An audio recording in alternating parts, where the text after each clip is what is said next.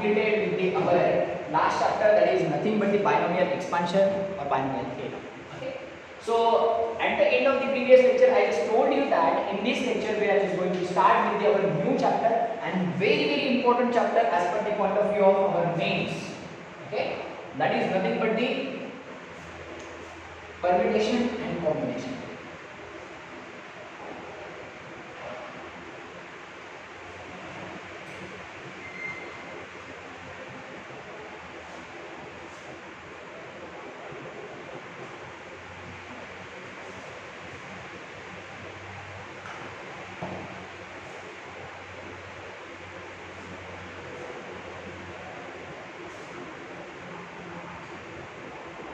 Okay, so this is the our new chapter of maths which we are just going to start in this lecture. एकदम आराम से और एकदम अच्छे से हम ये टॉपिक पढ़ने वाले हैं, ठीक है। ये बात याद रखनी है कि ये वाला जो भी टॉपिक है ना, एज लाइक फंक्शन, ये भी टॉपिक हमारे हर एक चैप्टर में हमें मिलेगा। क्या है? हर एक चैप्टर में हमें मिलेगा। ये जो भी टॉपिक है ना, this is nothing but it just only possess all the general idea, ठीक है। जो भी हमारे पास चीजें हैं, जो भी सराउंडिंग्स में हो रहा है, ये सब कुछ यही टॉपिक पे डिपेंडेंट है। मतलब जो भी हो रहा है, मतलब वैसे कुछ नहीं कि जो भी फिजिकल फिनोमेनन वगैरह जो कुछ हो रहे हैं, आई मीन टू से कि अगर हमें अलग अलग नंबर्स गिवन है, अलग अलग वेज फाइंड आउट करना है कि how can we just find out these much of ways by using or by considering these conditions, in that case we have to use this permutation and combination, ठीक है। तो फिर ऐसे cases में हम एग्जैक्टली कैसे परम्यूटेशन और combination use कर सकते हैं और हम कैसे फाइंड आउट कर सकते हैं कि एग्जैक्टली वो क्वेश्चन का वो जो भी रिलेटेड कांसेप्ट है उसका आंसर क्या होगा, ठीक है। यह हमें अच्छे से देखना है। तो फिर सबसे पहले जो भी हमारे पास है, that is nothing but the fundamental principles regarding the our maths, that is nothing but the addition and multiplication. जो भी हमारे बेस है, तो फिर वो बेस हम कैसे कैलकुलेट कर सकते हैं, सबसे बेसिक चीजें हम ये वाले लेक्चर में देखेंगे, ठीक है। जो भी ओरिजिनल परम्यूटेशन और कॉम्बिनेशन का जो भी कांसेप्ट है ना, that we will start in the next और उसके बाद वाले कोई भी लेक्चर में हम स्टार्ट करेंगे, लेकिन जो भी बेसिक जरूरी है वो अच्छे से हमें यहाँ पर कर लेना है, ठीक है। अभी अगर आप किसी को भी कोई भी सीनियर से पूछ भी लोगे ना, सबसे interesting topic of maths that is nothing but permutation and combination, लेकिन हर बार आंसर में गलत होता है, आंसर्स में प्रॉब्लम आएगा ही आएगा। कब तक? जब तक आपके सारे के सारे कांसेप्ट अच्छे से क्लियर नहीं हो तब, ठीक है।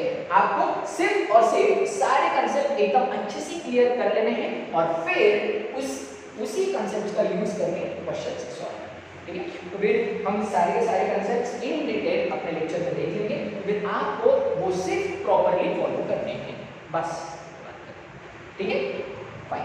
सो first of all, first question, by using that question will just see what we use and what is the exactly concept of this, that is how many 3 digit numbers can be formed. Question is how many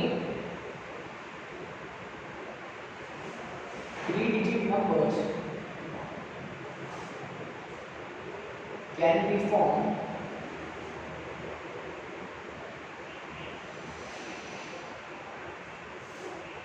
using digits 1, 2 and 3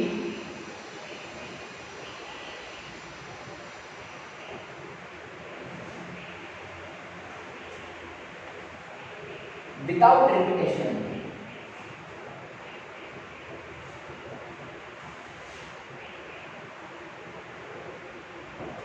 note this point. हमें क्या है कि ये 3 numbers का use करना है, fine, इसका 1, 2, 3 का यूज करना है। ये तीनों नंबर्स का यूज करते हुए हमें 3 डिजिट नंबर्स फॉर्म करने हैं अलग अलग, और वो जो भी 3 डिजिट नंबर्स होंगे ना, वो 3 डिजिट नंबर्स कितने होंगे वो हमें बोलना है। लेकिन सिर्फ इंपॉर्टेंट कंडीशन क्या है कि वहां पर कोई भी नंबर रिपीटेड नहीं चाहिए, हमें रिपीटेशन अलाउड ही नहीं किया, ठीक है। अगर वो अलाउड ही नहीं होगा तो फिर हम कैसे यूज करेंगे, फाइन। तो अभी देख रहे हैं हम क्या, सबसे पहली बात कि 3 डिजिट नंबर्स फॉर्म करने 1, 2, 3 से, तो फिर हम रेगुलर वे में क्या अगर सोचेंगे, ठीक है, सबसे पहले 1 कंफर्म करते 1 2 3 हो सकता है, या फिर यहीं पर क्या करेंगे, ये दोनों की पोजीशन चेंज 3। उसके बाद में 1 वाला हो गया तो फिर 2 वाला रखेंगे 1 3 या फिर 3 1। उसके बाद में स्टार्टिंग में 3 रखेंगे 1 2 या फिर 2 1, खत्म। सो 4 and 2 6, total 6 different numbers are present, by which we can just say that we can just form the 3-digit numbers by using the our given 3 numbers। यही 6 जो भी नंबर्स है, 6 पॉसिबिलिटीज है ना, जिससे हम अपने 3-digit नंबर्स फॉर्म कर सकते हैं। या फिर कोई और एक पॉसिबिलिटी है? नहीं, बिल्कुल भी नहीं। यही तो 6 पॉसिबिलिटीज हमारे पास प्रेजेंट है, ठीक है। अभी इसमें और क्या चेंज हो सकता है? अभी हम क्या करते हैं ना, थोड़ा सा ही ये क्वेश्चन को चेंज कर देते हैं। हाउ मेनी 4 डिजिट, या how many 4 digit numbers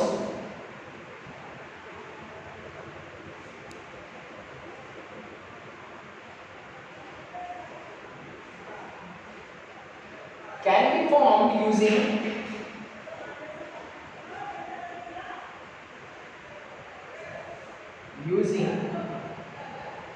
1 2 3 4 without repetition।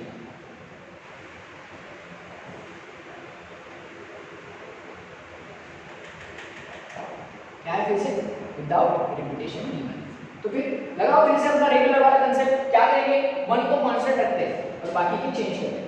2 3 4, सबसे पहले लास्ट वाले 2 डिजिट को चेंज करते हैं, फिर 1 2 4 3, ठीक है।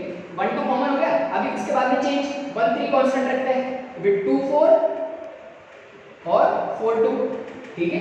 उसके बाद में और क्या हो सकता है कि 1 3 कांस्टेंट रखने के बाद में हम 1 4 कांस्टेंट रख सकते हैं, तो फिर 2 3 और 1 4 3 2, ठीक है। और कुछ पॉसिबिलिटी है क्या 1 के रिगार्डिंग? बिल्कुल नहीं, ये सिर्फ और सिर्फ 6 पॉसिबिलिटीज हमारे पास है 1 के रिगार्डिंग। अगर हम अच्छे से सोचेंगे और देखेंगे तो फिर सेम काइंड ऑफ 6 पॉसिबिलिटीज हमें किसके रिगार्डिंग मिलने वाले हैं? 2 3 4 के रिगार्डिंग। मतलब अगर यहाँ पर हमने 2 को पहले रखा, यहाँ पर 3 को पहले रखा और 4 को पहले रखा, तो फिर इसके 6 possibilities 6 possibilities, total 6 4s are 24। so it means from this we are just going to get 24 numbers over here, और 24 पॉसिबिलिटीज है हमारे पास, जिससे हम 1 2 3 4 से 4 डिजिट नंबर्स फॉर्म कर सकते हैं। ऑलराइट, समझ रहे हो? क्लियर है? so this is nothing but the our concept regarding with the basic phenomena, और जो भी हम बेसिक्स यूज करते हैं या फिर जो भी हमने इससे पहले स्कॉलरशिप वगैरह एग्जाम्स दिए होंगे, तो फिर उसमें ये ऐसे वाले क्वेश्चंस को हमने ऐसे ही सॉल्व किया। लेकिन जब इसकी डेप्थ बढ़ेगी या फिर जैसे ही इसके क्वेश्चंस थोड़े से ट्रिकी होना स्टार्ट करेंगे, तब तो ये करना पॉसिबल नहीं है ना। कितने पॉसिबिलिटीज हम फाइंड आउट करेंगे, ठीक है। वो पॉसिबिलिटीज फाइंड आउट करना इतना इजी नहीं होगा जब इनकी लेंथ बढ़ जाएगी। यहाँ पर 3 डिजिट या फिर 4 डिजिट नंबर्स थे तो फिर ठीक है, यहाँ पर अगर हमें टोटल नंबर्स कितने फॉर्म कर सकते हैं वो बोलना चाहिए, तो फिर कैसे फाइंड आउट करेंगे? तो फिर उसी लिए हमारे पास ये फंडा given, that is nothing but the permutation and. अभी उसके बाद में एडिशन और मल्टीप्लिकेशन प्रिंसिपल। अभी ये जो है ना, ये अच्छे से समझ लेना है आपको। एडिशन और मल्टीप्लिकेशन प्रिंसिपल एग्जैक्टली क्या है? वही जो भी एडिशन और मल्टीप्लिकेशन प्रिंसिपल है ना, वही थोड़ा सा हमने ये दोनों क्वेश्चन में यूज किया है, लेकिन वो एग्जैक्टली हम कैसे यूज करेंगे, क्वेश्चंस कैसे आ सकते हैं, वो हमें देखना है।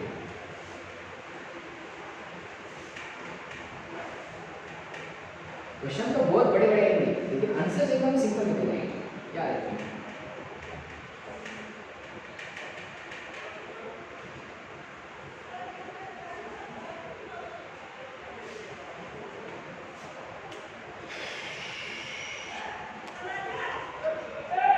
person can travel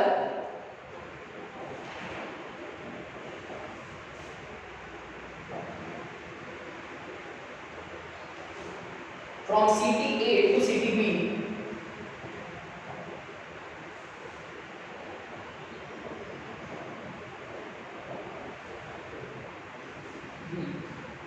via road।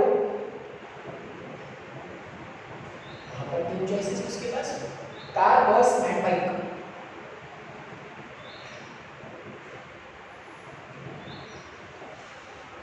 इसके बाद में ट्रेन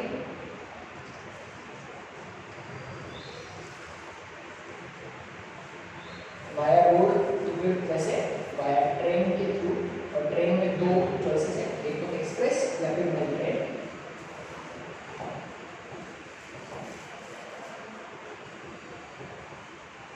इसके बाद में और फ्लाइट या फिर फ्लाइट से जा सकते हैं।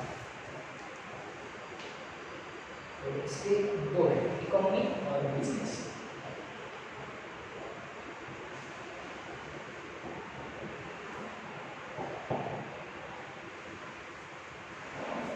In how many days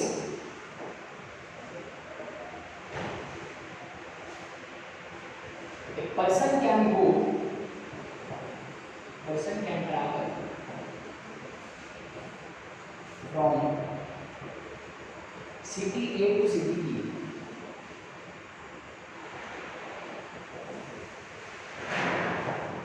ठीक है, तो फिर कितने वेज में एक पर्सन जो भी है वो ऐसा यूज करके ट्रैवल कर सकता है, वो हमें बताना है। City A to city B.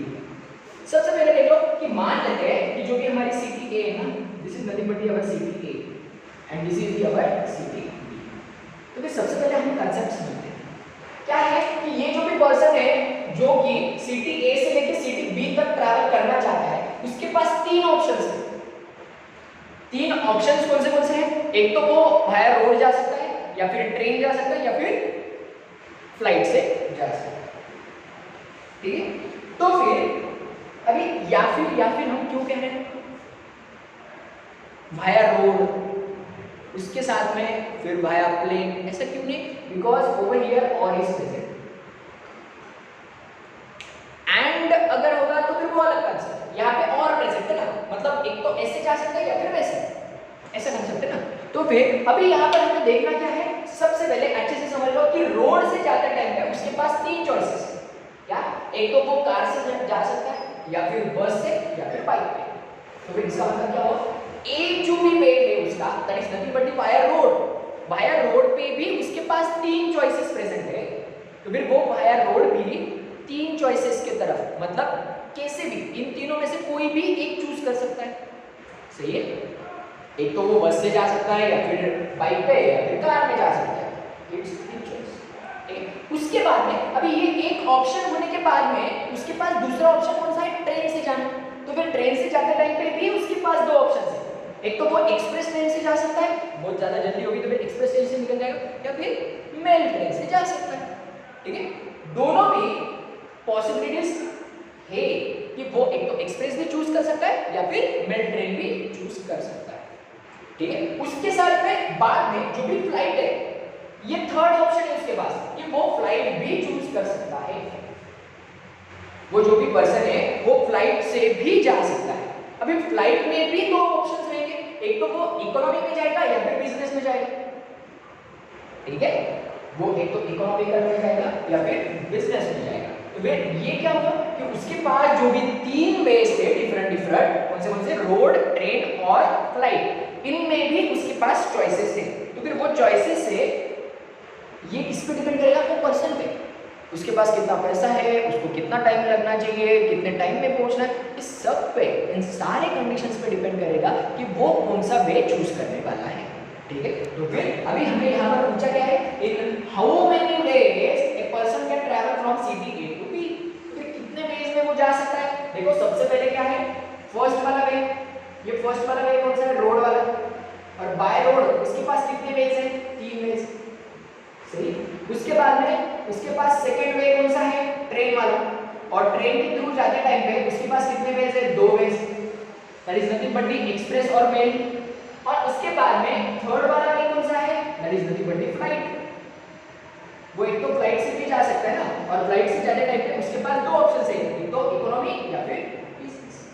देख लो अभी टोटल हमारे पास कितने वेज हो रहे हैं? दैट इज नथिंग बट दी तीन, फिर उसके बाद में दो और दो, इसका मतलब total that is 3 + 2 + 2, that is nothing but he has total 7 ways for just traveling from city A to city B. Why? The conditions which are given over there are like this question. ठीक है। जो भी हमारे condition है वो अगर exactly इसके जैसे होंगे तो फिर देखो टोटल कितने चांसेस है या फिर कितने वेज है, टोटल 7 वेज प्रेजेंट है। ठीक है, क्लियर है ये कंसेप्ट? ठीक है। अभी ये बात याद रखनी है कि यहाँ पर हमने क्या किया, डायरेक्टली एडिशन कर ली ना, मतलब we have used this fundamental property that is nothing but addition. Addition और मल्टीप्लिकेशन हमने देखा था कि एडिशन और मल्टीप्लिकेशन ये दो है ना, तो फिर हम एडिशन कब यूज करेंगे, जब हमारे पास क्वेश्चन में ये और गिवन होगा तब। ठीक है, जब भी क्वेश्चन में और वाली कंडीशन मेंशन है तो फिर वो कंडीशन के लिए हमें वहां पर एडिशन यूज करना पड़ेगा। समझ गए? ठीक है। अभी नेक्स्ट क्वेश्चन,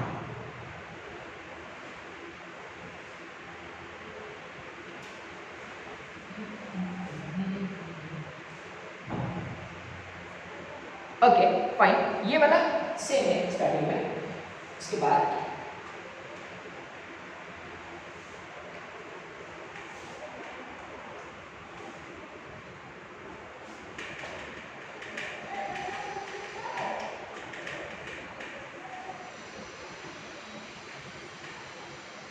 यहाँ तक का कंसेप्ट सेम है। नेक्स्ट वाले क्वेश्चन में सिर्फ आगे का देखो, ही कैन फर्दर ट्रैवल, क्या है, ही कैन फर्दर ट्रैवल, मतलब अभी ना जैसे कि पिछले वाले क्वेश्चन में वो ए से निकला और बी में जाके रुक गया। ठीक है, ए से निकलने के बाद वो बी में जाके रुक गया, लेकिन अभी कुछ काम की वजह से उसको बी से निकल के तीसरे कोई तो भी गांव पे भी जाना है, तीसरी जो भी सिटी है सी, वो सिटी में भी जाना है। ए से निकल के बी में उसने काम कर लिया अपना, और बी का काम कंप्लीट होने के बाद में उसको सी वाले सिटी में जाना पड़ा, तो फिर अभी क्या हो रहा है वो समझो। ठीक है, he can further travel from city B to city C. क्या बोल रहे हैं, ही कैन फर्दर, फर्दर मतलब क्या, ए टू बी जाने के बाद में वो बी टू सी जाने वाला है। He can further travel from city B to city C by road,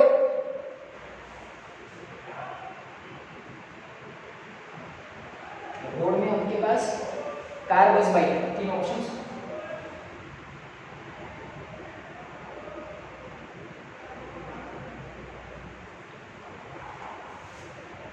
and train Shatabdi express में,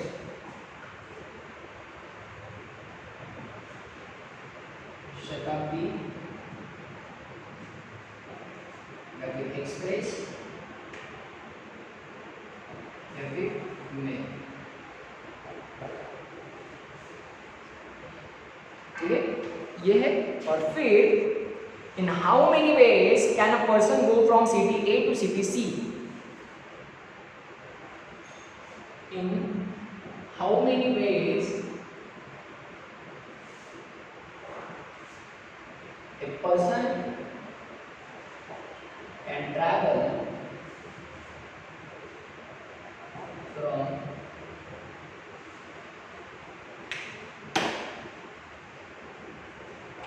city A to city C via city B। ये क्या है कि वो एग्जैक्टली कितने वेज में जा सकता है ए से लेके सी तक वाया बी, मतलब ए से लेके सी तक तो जा रहा है, फाइन है, लेकिन बीच में वो बी में भी रुकना चाहिए। ठीक है, तो फिर सबसे पहले सिटी ए, सिटी बी और सिटी सी। अभी अच्छे से समझ लो क्या है इसका कंसेप्ट, जो भी ना वो अच्छे से अगर समझ में आ गया तो फिर आपको कोई भी टेंशन नहीं होगा। ठीक, तो फिर यहाँ पर देख लो क्या है, a person can travel from city A to city B.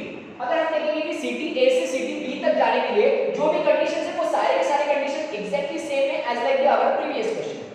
हमने जो भी प्रीवियस क्वेश्चन देखा था उसी के एग्जैक्टली सेम कंडीशंस हमारे यहाँ पर गिवन है।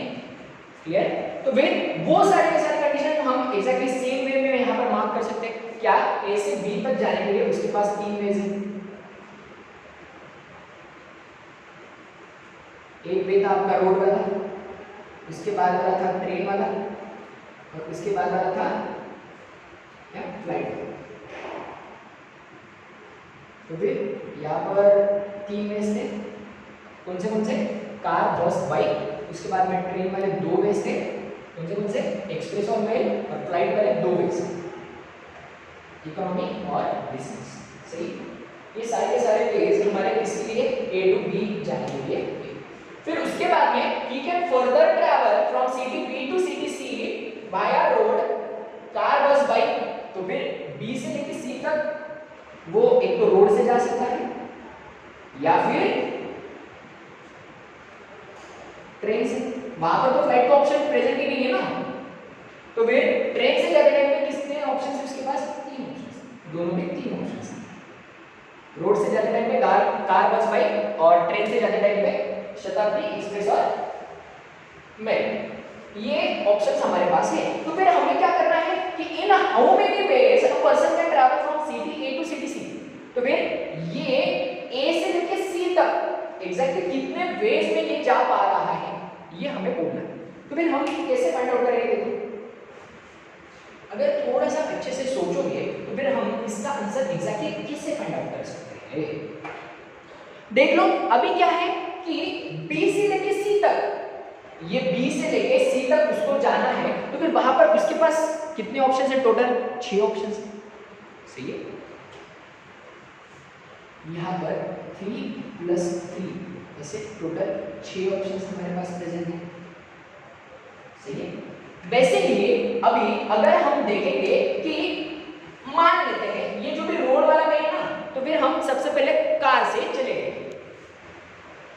कार हमने एक चूज कर लिया, ये एक वे में हम चले गए ए से लेके बी तक।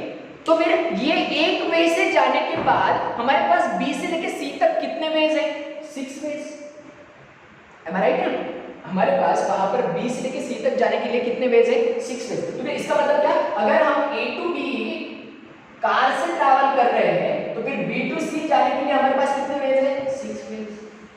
अभी मान लेते हैं हमारे जो भी व्हीकल है ना वो हम चेंज कर दिए, ये जो भी 3 वेज थे हमारे पास रोड के लिए, तो फिर उसमें का सेकंड वे हम चूज कर रहे हैं, दैट इज नथिंग बट ए से लेके बी तक जाने के लिए हमने बस चूज कर लिया। ठीक है, और बस से जाने के बाद फिर से बी से लेके सी तक जाने के लिए हमारे पास कितने वेज है, 6 ही वेज प्रेजेंट है ना। मतलब वहां पर तो कुछ ऐसा आपके पास रेस्ट्रिक्शन नहीं है कि आपको बी से लेके सी तक सिर्फ रोड से ही जाना पड़ेगा और वो भी कार से ही जाना पड़ेगा, ऐसा कुछ भी नहीं। आप कोई भी 6 में से कोई भी एक वे चूज कर सकते हो। करेक्ट है, तो फिर इसका मतलब क्या, ए से बी तक बस से भी गए तो फिर भी आपके पास यहाँ पर 6 वेज रहेंगे।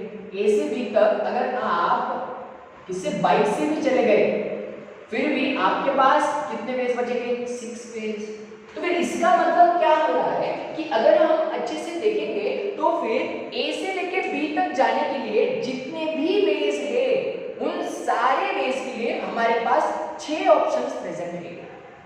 कहां से लेके कहां तक जाने के लिए, बी से लेके सी तक जाने के लिए। राइट, मैं क्या बोल रहा हूं वो अच्छे से समझ लो। ए से लेके बी तक जाने के लिए हमारे पास जितने भी वेज है उन सब के लिए हमारे पास 6 ऑप्शंस वहां पर अवेलेबल है। कहां से लेके कहां तक, बी से लेके सी तक जाने के लिए। सही है, समझ गए ना। हमें ए से लेके सी तक का फाइंड आउट करना था, इसीलिए हम दोनों के बीच का हम कंडीशन फाइंड आउट कर रहे हैं। अगर आप क्लास को आते टाइम में अगर हमें देखना है कि आपके घर से लेके डायरेक्टली क्लासरूम तक यहाँ तक अगर हमें देखना है, तो फिर मान लेते हैं कि हमारे क्लास में लिफ्ट वगैरह लगने वाली है, तो फिर आपके पास क्या होगा कि घर से निकलते टाइम पे आपके पास 3 ऑप्शन है। क्या, एक तो आप पैदल आ सकते हो, या फिर साइकिल पे आ सकते हो, या फिर बाइक पे आ सकते हो। ठीक है, ये 3 वेज आपके पास है। ये 3 वेज के बाद में आपके पास क्लास में आने के बाद में आपके पास क्या क्या है, सबसे पहले आपका होम, फिर उसके बाद में क्लास, और क्लास में आने के बाद में क्लासरूम। ठीक है, अभी होम से लेके क्लास तक आने के लिए आपके पास 3 वेज है, और क्लास से लेके क्लासरूम तक जाने के लिए आपके पास 2 वेज है। कौन से, एक तो आप डायरेक्टली स्टेयर्स से आ सकते हो, या फिर आप क्या कर सकते हो, लिफ्ट का यूज कर सकते हो। ऐसे 2 वेज आपके पास। तो फिर देखो, अगर आप घर से निकलते यहाँ पर आते टाइम पे पैदल भी आ चुके, फिर भी आपके पास 2 ऑप्शंस रहेंगे क्लास में आने के बाद कि मैं लिफ्ट से जाऊं या फिर स्टेयर्स से जाऊं। 2 ऑप्शंस रहे ना, इसका मतलब अगर आप बाय फुट भी आ गए फिर भी आपके पास दो ऑप्शन हैं। उसके बाद में अगर आप साइकिल से भी आ गए फिर भी क्लास में आने के बाद आपके पास दो ऑप्शन हैं। और अगर आप बाइक से या फिर कार से भी आ गए फिर भी आपके पास यहाँ पर दो ऑप्शन प्रेजेंट है। इसका मतलब हमारे पास टोटल कितने ऑप्शंस प्रेजेंट है? 2 3 से 6 ऑप्शंस प्रेजेंट है ना। मतलब घर से लेके क्लासरूम तक आने के लिए हमारे पास टोटल 6 वेज प्रेजेंट है। करेक्ट। उसी मैनर में अगर हम यहाँ पर देखेंगे तो फिर यहाँ पर जैसे कि ये 2 वेज प्रेजेंट है, वैसे यहाँ पर टोटल कितने वेज प्रेजेंट है? 6 वेज प्रेजेंट है। हर एक कंडीशन के लिए उनके पास 6 ऑप्शंस है। सही है। तो फिर 6 ऑप्शंस रहने के बाद में अभी देखो यहाँ पर एक के लिए 6 ऑप्शंस, तो फिर यहाँ पर टोटल कितने हैं हमारे पास वेज? 7 वेज हमारे पास प्रेजेंट है। तो फिर इसका मतलब जो भी हमारे अलग अलग 7 वेज प्रेजेंट है हर एक वे में आपके पास 6 ऑप्शंस रहने वाले हैं। तो फिर इसका मतलब हम डायरेक्टली बोल सकते हैं this is nothing but the addition. यहाँ पर हमने कौन सी फंडामेंटल प्रॉपर्टी यूज की है? एडिशन वाली। यहाँ पर भी हमने कौन सी फंडामेंटल प्रॉपर्टी यूज की है? 3 + 3 is nothing but the 6। This is nothing but the addition only. लेकिन एट द एंड हमें क्या करना है? दोनों को कंबाइन करना है ना। दोनों को कंबाइन करना है, इसीलिए हम यहाँ पर कौन सी प्रॉपर्टी यूज करने वाले हैं? मल्टीप्लिकेशन। ठीक है। ये फंडामेंटल प्रॉपर्टी हमें ऐसे केसेस में यूज करना पड़ेगा जब हमें एडिशन वाले कांसेप्ट्स का कॉम्बिनेशन फाइंड आउट करना है। Then we have to use this multiplication property. What is? तो फिर अभी देखो यहाँ पर 7 वेज थे और 7 वेज के लिए हर एक वे के लिए हमारे पास 6 अलग अलग वेज। तो फिर इसका मतलब टोटल हमारे पास कितने वेज हो जाएंगे? 42 ways for just reaching city C from city A via city B. What is? हमारे सिटी ए से लेके सिटी सी तक जाने के लिए हमारे पास टोटल कितने वेज रहेंगे? 42 वेज और via which city? City B. What is? तो फिर इसका मतलब क्या है कि अगर आपने अच्छे से देखा होगा तो फिर अब आपको ये समझ में आ जाएगा दैट इज नथिंग बट ये एग्जैक्टली एकदम रेगुलर वाले कांसेप्ट है। इसमें अलग कुछ भी नहीं है। समझ रहे हो? ये तो हम डायरेक्टली ओरली टाइप में सॉल्व करते थे ना स्कॉलरशिप में वगैरह। तो फिर अभी इसी को यूज करके इसको हम कैसे सिंपलीफाइड वे में सीख सकते हैं या फिर सिंपलीफाइड वे में हम कैसे मोस्ट ऑफ द क्वेश्चंस को सॉल्व कर सकते हैं, वो हमें देखना है। समझ रहे हो? समझ गए? तो फिर इतना ही हमें अच्छे से ध्यान देना है कि एग्जैक्टली क्वेश्चन में क्या दिया है और उनकी रिक्वायरमेंट क्या है। उनकी requirement as per their requirement we have to solve those questions और वही कंसेप्ट हमें वहां पर यूज करना है। और भी जो भी अच्छे से क्वेश्चंस हैं वो हम नेक्स्ट लेक्चर में देख लेंगे। ठीक है। This is nothing but the our permutation and combination. Okay. इसके कंसेप्ट्स जो भी है वो सारे लेक्चर्स आपको एकदम अच्छे से अटेंड करने हैं और आपको अच्छे से समझ लेने हैं। That's it. ठीक है। Fine. So try to solve the more questions and after solving those questions if you got any kinds of doubts then you can just put those doubts on the WhatsApp to me or you can directly ask me those doubts in the comment sections. Okay. So thank you so much. Bye bye. Take care.